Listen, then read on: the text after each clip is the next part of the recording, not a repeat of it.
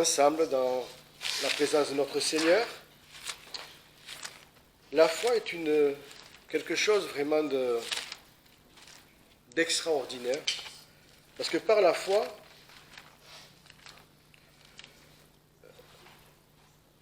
on peut obtenir des victoires et faire bouger les choses dans les cieux et sur la terre, en tout lieu et en tout temps. Mais la foi aussi, c'est un outil qui nous permet de comprendre, de saisir les richesses et les mystères de la parole de Dieu. C'est ce qu'a dit Jésus à ses disciples. Pour vous, il vous est donné de comprendre les mystères de la parole de Dieu. Pourquoi ? À eux et pas aux autres, parce qu'ils avaient la foi. La foi pour voir, pour comprendre, pour saisir ces choses-là, que les autres n'avaient pas, parce qu'ils voyaient les miracles, ils entendaient la parole de Jésus, et ils ne mettaient pas leur foi. Donc pour eux, incompréhensible, ils ne pouvaient pas voir. La foi, elle nous permet de voir ce que les yeux ne voient pas, et de comprendre ce que notre intelligence ne peut pas comprendre. Parce que c'est du domaine spirituel, et c'est du domaine divin. Ce que nous devons saisir par la foi, et le Seigneur a voulu ainsi, il a voulu que ça se passe comme ça, parce que l'intelligence, pas tout le monde a de l'intelligence pour comprendre les choses, mais n'importe qui peut avoir la foi pour comprendre. Jésus le dit, si vous, même un petit enfant, si je lui raconte mon histoire, il va la croire. Parce que il faut croire, la foi c'est d'être simple dans les choses. Si on commence à devenir compliqué et un peu trop chercher à savoir les mystères un peu trop cachés, qui sont réservés quelquefois uniquement à Dieu et pas à nous, on va se fourvoyer quelque part. Mais voilà, la foi, par la foi, les mystères du Seigneur et de la parole de Dieu nous sont révélés. Et ce matin, on va lire donc deux versets, en Romains 8, versets 28 et 29, vraiment de deux versets qu'on aime beaucoup, beaucoup, et avant on va prier. Seigneur, oui, nous te rendons grâce de ce que pour nous, Seigneur, tu nous as donné cette grâce de comprendre, de saisir les mystères du royaume des cieux, parce que ces mystères, c'est pour nous. Ta parole, elle est pour nous, elle est pour que nous comprenions quelle est ta volonté, afin que nous marchions par la foi, afin que par la foi, Seigneur, nous allions de victoire en victoire, et que par la foi, ton œuvre s'accomplisse en nous, Seigneur, dans nos vies. Alors, merci, Seigneur, pour ta parole, et merci de maintenant nous éclairer sur ce mystère, sur ces mystères, de dévoiler, bien sûr, Seigneur, on ne peut pas tout dévoiler, et d'ailleurs tu nous dis, Seigneur, que les choses se dévoilent petit à petit selon notre état de compréhension et de foi. Alors voilà, Seigneur, révèle-toi nous, Seigneur, et révèle ta pensée, Seigneur, bénis ces instants dans ta présence. Amen. Donc on va lire ces deux versets. Or nous savons aussi que toute chose concourt au bien de ceux qui aiment Dieu, de ceux qui sont appelés selon son dessein. Car ceux qu'il a connus d'avance, il les a aussi prédestinés à être conformes à l'image de son Fils, afin que celui-ci soit le premier-né de plusieurs frères. Voilà, un verset qu'on aime beaucoup, parce que qu'est-ce qu'il dit ce verset ? Que toute chose concourt à notre bien. Alors ça, super, merveilleux, ça c'est beau, merci Seigneur. Alors déjà, ce verset, ce n'est pas une promesse. C'est une affirmation de choses de fait. C'est un fait. Toute chose concourt à notre bien. Ça, c'est une affirmation. Et ce verset a un but, qui est au verset 29, c'est de nous amener à être conformes à l'image de son Fils. Et c'est important de comprendre le but de la parole de Dieu, parce qu'il y a des passages, quelquefois, sans le faire exprès, on les utilise mal.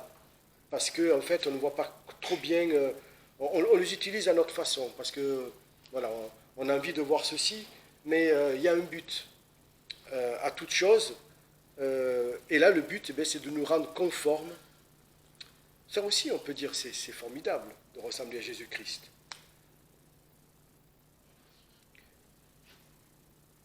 Conforme, je dirais, au Fils de l'homme. Je ne parle pas là conforme à ce que Jésus sera dans le ciel, ce que Jésus est dans le ciel. Ça, c'est l'affaire de Dieu. Le jour où il nous ressuscitera, nous transformera, c'est lui qui va le faire. C'est lui qui va nous rendre parfaits comme Christ est parfait dans le ciel. Mais sur cette terre, qu'est-ce que nous dit le Seigneur? Soyez parfaits, comme votre Père est parfait. Ou ailleurs, soyez saints, comme je suis saint.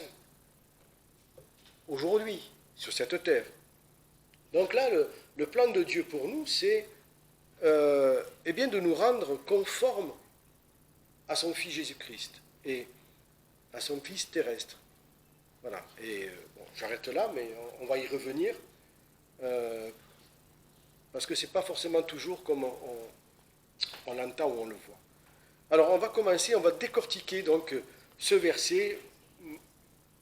On va prendre presque chaque mot. Donc, or, nous savons. Est-ce que nous savons que toute chose concourt au bien de ceux qui aiment Dieu? Ça ne veut pas dire est-ce que vous connaissez ce verset ou est-ce que voilà, c'est une chose acquise? Oui, je le sais. Non, le savoir, c'est est-ce que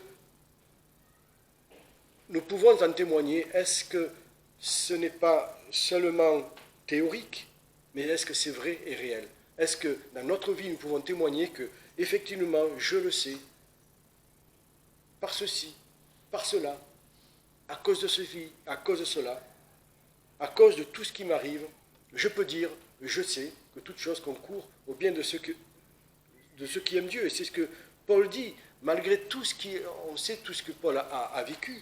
Et il dit, nous savons, nous le savons. Et il faut que nous le sachions. Il faut que. Je pense que on a déjà réalisé pas mal de ces choses-là. Puisque même notre témoignage de conversion, lorsque nous parlons de comment nous sommes venus au Seigneur, bien sûr, à l'époque-là, on ne savait pas, mais après coup, on se dit, maintenant je comprends pourquoi il m'est arrivé ça, ou je comprends pourquoi j'ai dû faire passer par là, ou j'ai dû passer par là. Parce que finalement, il fallait que je passe par là pour rencontrer le Seigneur. Alors déjà, nous voyons que toute chose concourt. Nous en voyons un petit peu. Mais aujourd'hui aussi, il nous faut vivre cela, que toute chose concourt au bien de ceux qui aiment Dieu et que ce soit effectif aujourd'hui et que nous le voyons par nos yeux. Ainsi, nous ne pouvons pas dire oui, je le sais, mais je peux l'attester. Je l'atteste parce que je le vis et je l'ai vécu, et je le vis encore, et je le vivrai encore, parce que c'est une vérité dans ma vie. Alors nous savons que toute chose concourt au bien de ceux qui aiment Dieu. Toute chose. Il y a beaucoup de choses qu'on n'aimerait vraiment pas que cela nous arrive. La maladie, la persécution, il y a pas mal de choses. On dit Seigneur, Seigneur, éloigne cette coupe de moi. Je ne veux pas vivre cela. Et quand on voit quelquefois ce qui se passe ailleurs, on craint, on se dit Seigneur, Seigneur, je ne sais pas s'il m'est arrivé ça, comment je pourrais le vivre. Et pourtant, les choses les plus compliquées, les plus difficiles, les plus dures, ce sont celles qui sont les plus utiles pour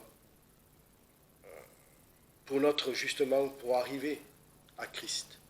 Et ce sont les choses qui concourent le plus même à notre bien.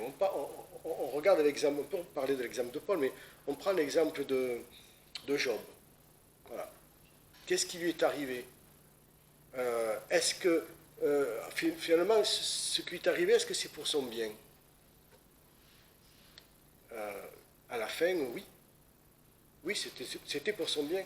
C'était pour son bien, pourquoi? Parce qu'au travers de ce qu'il a vécu, il a appris une chose, c'est qu'il ne peut pas s'appuyer sur sa propre justice.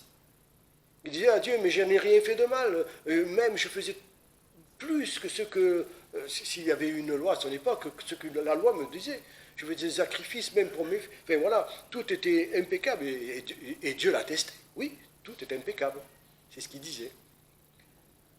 Mais il avait quelque chose, c'est qu'au moment où il a été éprouvé, il disait, mais pourquoi tu me fais ça, moi le juste?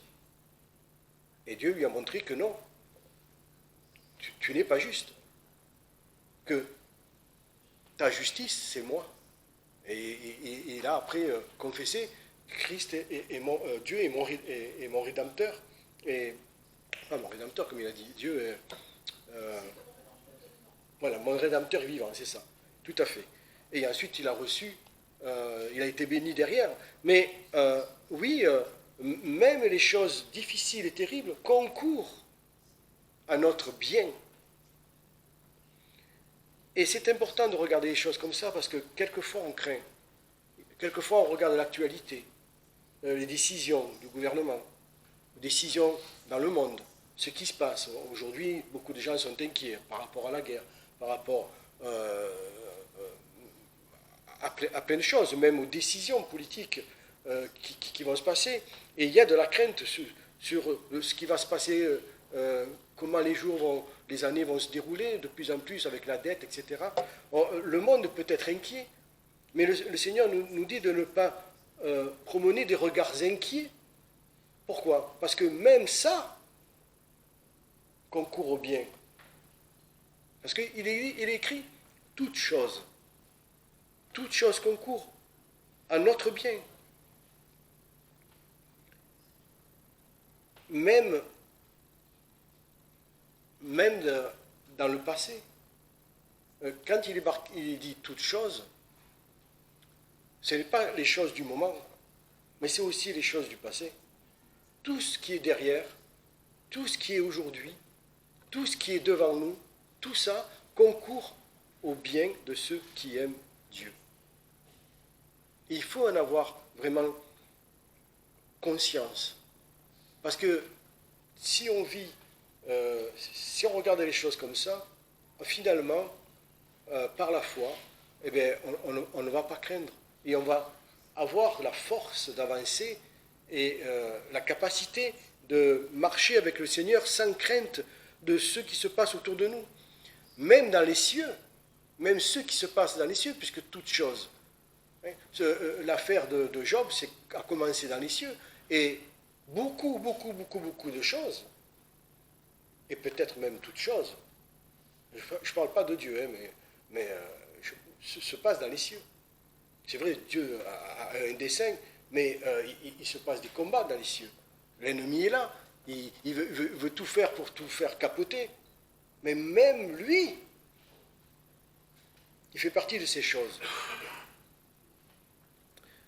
Est-ce que nos frères et sœurs qui sont prisonniers dans certains pays à cause de leur foi, par exemple la Corée du Nord, il faut savoir qu'ils sont prisonniers, mais ils ne sont pas prisonniers comme ici on est prisonniers.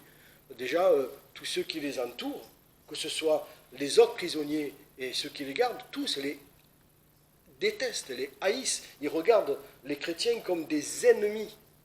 Vraiment des ennemis. Pareil dans les pays musulmans. Un musulman qui se convertit, ah mais c'est un traître. Et il se retrouve au milieu d'autres prisonniers qui les regardent comme des traîtres et qui les haïssent aussi. Est-ce que ça fait partie de ces toutes choses? Les églises qu'on a fermées en Algérie, est-ce que ça fait partie aussi de ces choses qui leur concourent à leur bien? Est-ce que nos frères et sœurs, qui sont obligés de partir, de fuir, de tout quitter, pour partir loin avec toute la famille, parce qu'ils sont persécutés et qu'ils se retrouvent sans rien, est-ce que ça sert aussi à leur bien? On va le voir tout à l'heure, mais oui. Et le péché, parce qu'il s'est marqué toute chose. Est-ce que le péché fait partie de ces choses qui concourent à notre bien? ça, c'est pas évident de le voir, mais en fait, prenons par exemple la chute de l'homme. Est-ce que c'est une bonne chose, la chute de l'homme, pour nous qui sommes à Christ, est-ce que c'est une bonne chose, la chute de l'homme? Sachant que Dieu a tout prévu, c'est tout. Il savait, hein. Dieu savait que l'homme allait chuter, que Satan allait le tenter, et même, avant la création du monde, il avait préparé le salut. Donc il savait. Et est-ce que c'est une bonne chose quand même? Est-ce que Dieu aurait préparé quelque chose de mauvais?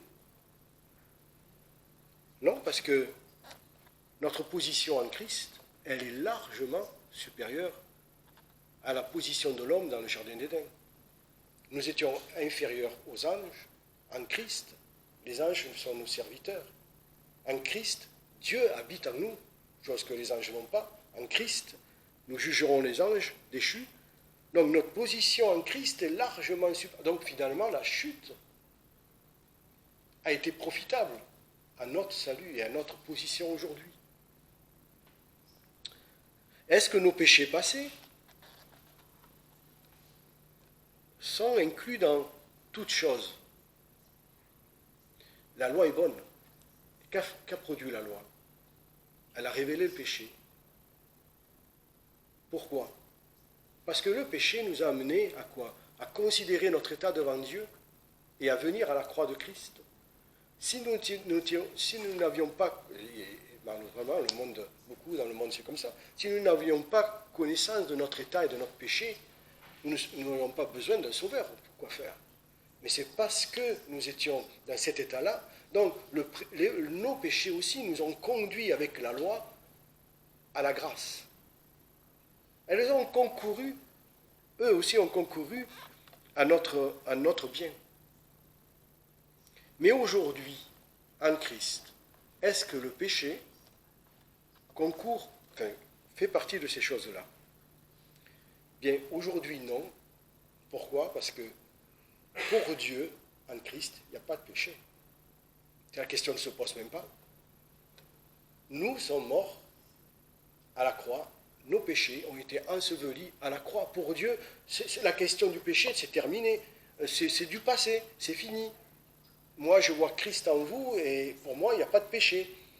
Alors l'homme, ça nous arrive de pécher, mais ce n'est pas normal. Ce n'est pas la volonté de Dieu, ce n'est pas le plan de Dieu. Mais si nous péchons, il est dit, bien que si nous confessons nos péchés, il est fidèle et juste pour nous pardonner, nous purifier de toute iniquité. Mais ce n'est pas dans la normalité, c'est pas prévu par Dieu. Donc, pour Dieu, non, c'est exclu puisque le péché n'existe plus. En ce qui nous concerne. Pour Dieu, Dieu ne voit plus le péché, c'est terminé. Et donc, elles ne sont pas dans ces choses-là. Donc, ce qui est important, c'est de considérer que tout ce qui nous paraît bien et bon, tout ce qui nous paraît mal et difficile et dur, dans les cieux, sur la terre, ou partout ailleurs, toutes choses, d'ailleurs, l'apôtre Paul dit, toutes choses sont à vous. Toutes choses sont à vous. Eh bien oui, toutes choses concourent à notre bien. Et ça, c'est important d'avoir ce regard-là, parce que, regardez, Paul avait ce regard-là. C'est pour ça que quand il était en prison, et lui, là aussi, la prison, c'était pas nos prisons, il était vraiment dans le cachot, il chantait. Il chantait parce qu'il savait que Dieu était avec lui et que ce qui lui arrivait, ce n'était pas pour son malheur. Il avait en vue autre chose, Paul. Et c'est pour ça que même en prison, il continue d'exhorter les frères à dire « Mais ne soyez pas en peine pour moi, réjouissez-vous dans le Seigneur. Je suis dans la main de Dieu, Dieu fera de moi ce qu'il veut. Il m'a déjà libéré, mais peut-être que là, il ne va pas me libérer, mais toute chose concourt au bien de ceux qui aiment Dieu. » Alors, toute chose concourt au bien de ceux qui aiment Dieu. Alors, il y a des versions comme la version anglaise ou la version d'Arbiste qui dit « toutes choses concourent ensemble ». Et ça, c'est bien. Ensemble. Bien sûr que quand il est marqué « concours », ça comprend ça, mais c'est mieux quand c'est dit qu'on court ensemble. Et là, on atteint quand même un autre niveau, enfin, on touche à la préscience de Dieu et à la toute-puissance de Dieu. Ça veut dire que toutes ces choses-là, dans le ciel, dans le passé, dans le présent, dans l'avenir, ce qui se passe ici, ce qui se passe ailleurs, Dieu fait tout concourir ensemble. Ce ne sont pas des événements dans notre vie, il n'y a pas d'événements qui se succèdent. Il y a un plan divin. Nous sommes dans son plan divin. Tout est fait, tout est accompli. Nous le découvrons. Dieu, lui, le sait. Mais il a fait en sorte de faire concourir toutes choses. Regardez, qui est né à Marseille? Qui est de Marseille ici? Il y a peu de gens. Même moi, je ne suis pas de Marseille, mais bon, on peut dire c'est à côté. Il y en a que oui, mais pour la plupart, non. Et certains viennent de loin. Mais si nous sommes ici aujourd'hui, c'est parce que Dieu a fait concourir beaucoup de choses. Là où nous étions, ici à Marseille, même dans cette église, dans les cieux, et même il a fait concourir les circonstances, il a utilisé des gens que nous ne connaissons pas, que nous n'avons aucune idée, hein, pour que justement des événements se passent et que finalement nous nous retrouvons ici. C'est ni un hasard, ni un concours de circonstances. Dieu a tout organisé, c'est un orchestre. Et Dieu en est le chef d'orchestre. Chaque instrument a sa place, afin que toute chose concourt à notre bien. Des choses qu'on ne peut pas imaginer.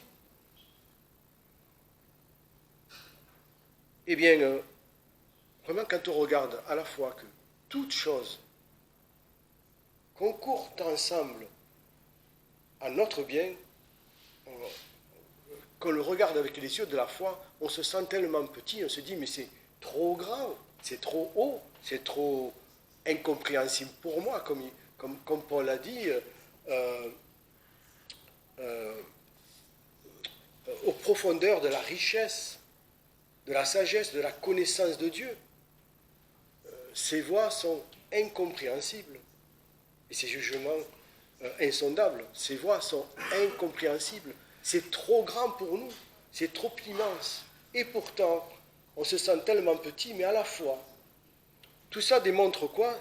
Tout ça démontre à quel point, enfin, toute l'attention que Dieu a pour chacun de nous. Il a toujours fait tout concourir. Vous savez quoi?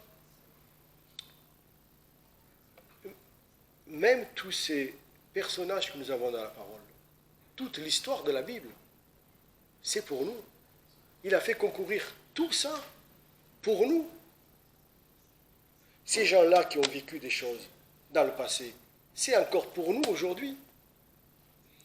Tout ce qu'ils ont vécu, ils ne le savaient pas, mais c'était pour nous. Et peut-être que nous aussi, nous vivons des choses pour les autres. Et les autres vivent des choses pour nous. D'ailleurs, qui est le mieux placé pour pouvoir consoler, encourager, fortifier, soutenir quelqu'un qui est dans une grande détresse? Sinon, la personne qui est elle-même passée déjà par cette détresse. Bien sûr, d'autres peuvent consoler aussi, peuvent soutenir, mais la personne qui l'a déjà vécu, il y a un plus. Elle est passée par là. Et même, elle peut témoigner de la façon dont le Seigneur l'a sortie de là. Mieux que quelqu'un qui ne l'a pas connu. Et donc, toute chose concourt au bien de chacun de nous. Et on voit comment le Seigneur vraiment nous sommes l'attention de Dieu en tout temps. En tout temps. Et quel amour, ce que nous sommes pour lui. Nous sommes un trésor pour lui, quelque chose de précieux. Pour qu'il ait même donné son Fils, c'est vraiment qu'il nous voulait énormément. Et nos vies, d'ailleurs, regardons la vie de Jésus-Christ. La vie de Christ, elle n'a pas commencé, ou l'histoire de Christ, si vous voulez, comme vous voulez, elle n'a pas commencé le jour où Marie a été enceinte. Elle a commencé bien avant. Le Seigneur, le Père, a permis une lignée pour David. Et même malgré tous les efforts de Satan pour détruire cette lignée, pour empêcher Israël d'atteindre le but, voilà, il a fait tous ces efforts, il n'y est pas arrivé, parce que Dieu a veillé à tout ça, jusqu'à l'instant où Dieu avait décidé que Jésus allait venir, ça s'est passé. Et tout s'est passé comme il avait dit. Rien n'a été perdu. Eh bien, il a accompli la même chose pour nous. La même chose pour nous. Depuis le début jusqu'à maintenant, toute chose concourt à notre bien. Et on doit en être conscient vraiment, afin de, justement, de trouver en Christ la force de vivre, ce qu'il nous donne tout à l'heure. On chantait justement que lui-même il avait porté la croix, et que maintenant mon âme, voilà, fortifie-toi et prends ta croix. Eh bien, oui, c'est ça. On peut le faire parce que Christ est avec nous, mais surtout parce que Dieu veille sur nous et que nous n'avons pas à craindre quoi que ce soit. Un chrétien qui craint, c'est un chrétien qui hésite. C'est un chrétien qui ne va pas pouvoir vivre sa foi comme il... Enfin, celui qui craint, en fait, doute. Celui qui craint doute. Quand le Seigneur dit, mais moi je te le dis, toute chose concourt au bien de ceux qui t'aiment. Toute chose concourt à ton bien. Dieu nous dit, toute chose concourt à ton bien. Tu me crois ou tu ne me crois pas? Oui, je te crois. Alors, pourquoi? D'où sort ta crainte? C'est pour ça que le Seigneur sans arrêt nous dit, ne crains point, ne crains point, ne crains point. Ne crains point, petit troupeau. Vous aurez des tribulations dans le monde, mais prenez courage, j'ai vaincu le monde. Voilà. Pourquoi? Parce que nous n'avons pas à craindre. Et comment font nos frères et sœurs qui sont dans une fournaise ardente, comme disait l'apôtre Pierre? Mais par la foi. Et un verset comme ça, ben on se retrouve dans des difficultés et on se dit, mais Seigneur, toute chose concourt à mon bien. Eh bien, là où je suis, c'est pour mon bien. Je ne comprends pas où tu me mènes, mais si tu me l'as dit, et je le crois. Et donc, je n'ai pas à craindre, je te suis, je vais avec toi. Et j'irai où tu me mèneras, mais c'est pour mon bien. Et la preuve,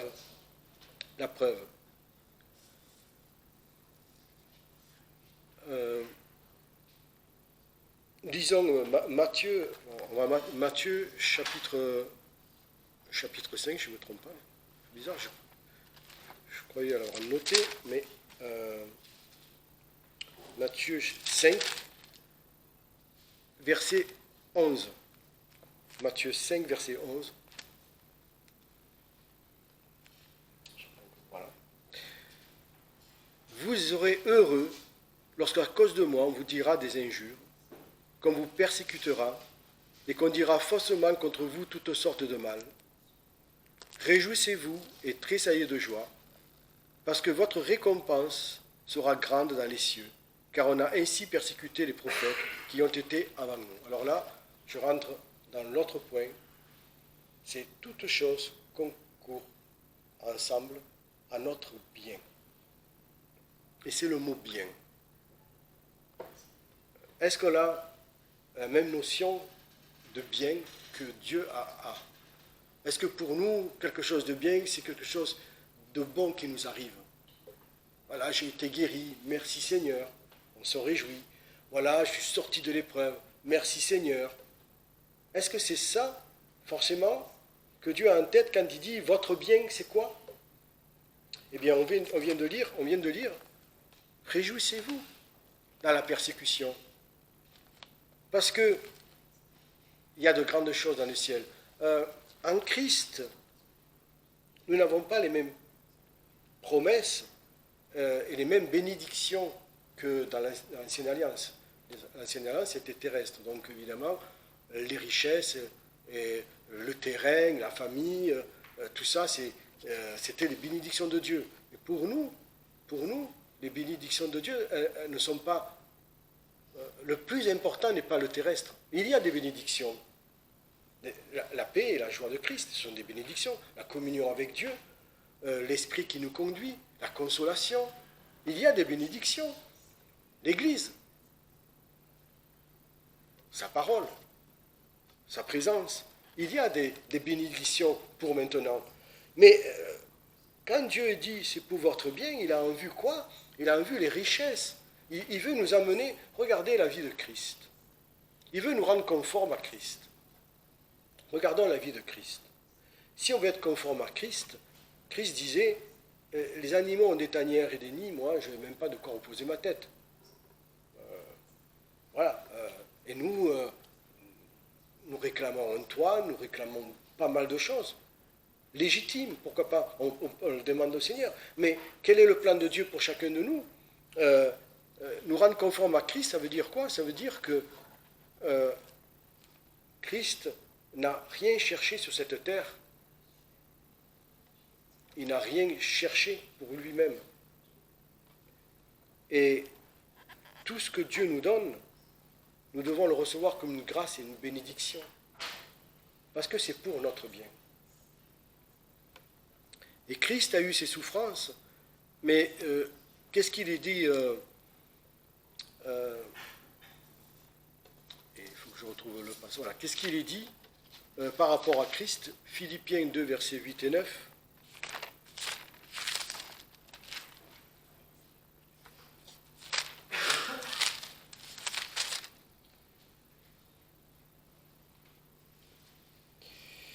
C'est pourquoi aussi, vite alors, et revêtu de la figure d'homme, il s'est abaissé lui-même en se rendant obéissant. Alors, c'est Philippiens 2, 8 et 9.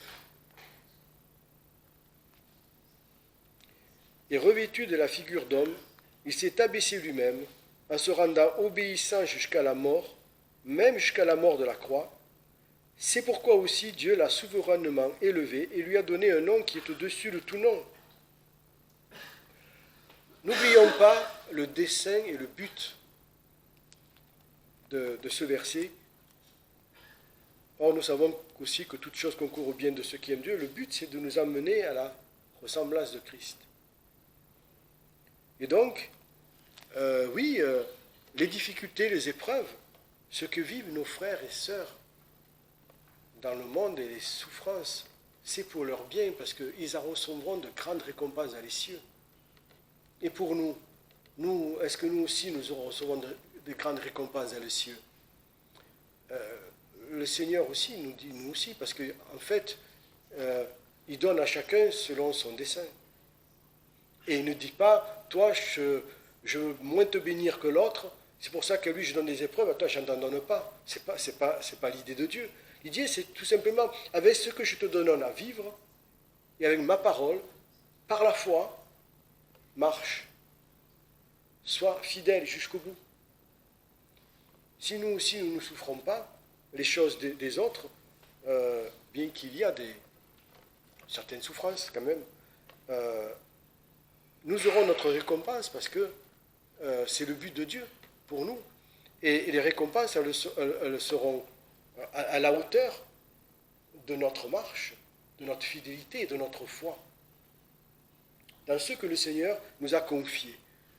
À certains, ça a été un fardeau terrible et lourd, à d'autres un fardeau plus léger, mais c'est quand même le fardeau de mourir à nous-mêmes, de mourir au monde et d'accepter par la foi que toute chose concourt à notre bien. Et toute chose concourt au bien de ceux qui aiment Dieu. Alors, qui sont ceux qui aiment Dieu? Déjà, ceux qui lui appartiennent, ceux qui sont nés de nouveau, Eh bien, pourquoi on est né de nouveau? Parce qu'on aime Dieu. On aime Dieu. Certains disent qu'ils aiment Dieu, mais en vérité, ils n'aiment pas Dieu. Dieu est juge. Mais ceux qui lui appartiennent, c'est parce qu'ils aiment Dieu.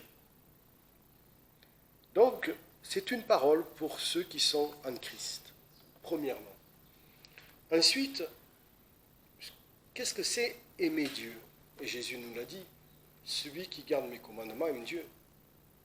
Il y a des enfants de Dieu qui ne gardent pas les commandements de Dieu, qui sont charnels, qui marchent une fois comme ci, une fois comme ça, ou qui carrément, comme le dit la parole, ont éteint l'esprit. Alors éteindre l'esprit, ce n'est pas forcément vivre dans le péché. Éteindre l'esprit, c'est peut-être faire les choses charnellement. Ça ne veut pas dire éteindre l'esprit, parce que tu es retombé dans tous les travers d'autrefois, ta vie maintenant, tu reprends à faire ceci, tu recommences à faire cela, tu as repris la boisson, tu as repris la cigarette, en fait tu vis comme avant, quoi. À croire et à se demander si vraiment tu as l'esprit de Dieu. C'est pas ça. On peut être dans l'église, mais il y a des églises, vous savez, qu'est-ce qu'elles cherchent? À remplir la salle. Et qu'est-ce qu'on fait pour remplir une salle? Eh bien, le péché, tu vas pas quoi? Tu veux faire partir tout le monde? Ah, pardon, excusez-moi. Non. Ah, toutes choses concourent à ceux qui aiment bien, ceux qui aiment Dieu. Louons Dieu, Dieu est merveilleux. Oh, Dieu veut notre bien, Dieu veut notre bien, nous sommes merveilleux aux yeux de Dieu. Voilà le message qu'on entend dans certaines églises. Ça produit quoi, ça? L'esprit, il dit quoi, là? Il dit rien. Est-ce que l'esprit reprend? Est-ce que l'esprit enseigne? Est-ce que l'esprit, dans des églises qui parlent comme ça, produisent du fruit dans le cœur en disant, moi je connais il y a des églises, je connais quelqu'un qui voulait se faire baptiser, mais comme elle n'est pas mariée, on lui a dit, non, c'est pas possible. Elle a dit, t'inquiète pas, je vous baptiserai tous les deux. Il dit, c'est tout ce qu'on lui a dit. Et elle rentre à la maison. Et elle va au culte tous les dimanches. Hein. Mais pour l'instant, elle ne peut pas se faire baptiser. Il n'a pas repris, il n'a pas dit, mais tu vis dans le péché. Il n'a pas dit ça. Détourne-toi, repens-toi. Si tu veux venir au Seigneur, on règle la situation, mais ne reste pas comme ça. Non. Rentre à la maison, il n'y a pas de problème.